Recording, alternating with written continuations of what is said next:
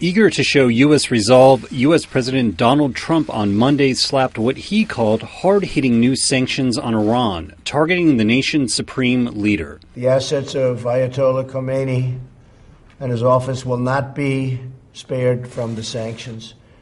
These measures represent a strong and proportionate response to Iran's increasingly provocative actions. We will continue to increase pressure on Tehran.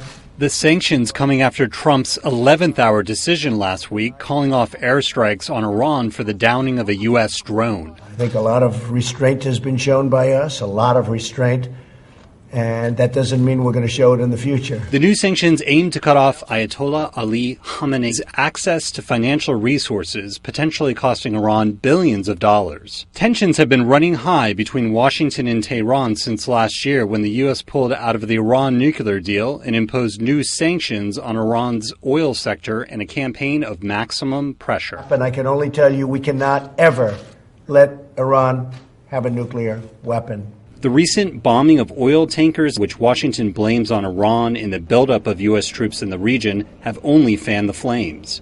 Hours after Trump announced the new sanctions, Iran's ambassador to the UN condemned the move as unlawful. And that the U.S. has no respect for international law and order.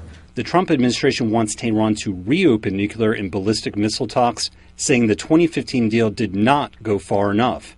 Earlier on Monday, Tehran signaled that it was open to considering negotiations after previously ruling it out. But it said the atmosphere is too tense for direct talks with the U.S. and is calling for the UN to open broad talks on Mideast regional security. I have already talked to the Secretary General, to his deputy, about the need for the United Nations to take the lead on finding a way out of the current crisis. Meanwhile, U.S. Secretary of State Mike Pompeo has been drumming up support among U.S. allies in the Middle East. On Monday, he met with top leaders in Saudi Arabia and the United Arab Emirates to forge a coalition against Iran, which he called the world's largest state sponsor of terror. Both countries have repeatedly insisted that they do not want war, despite the escalating tensions. It's very sad what's happening.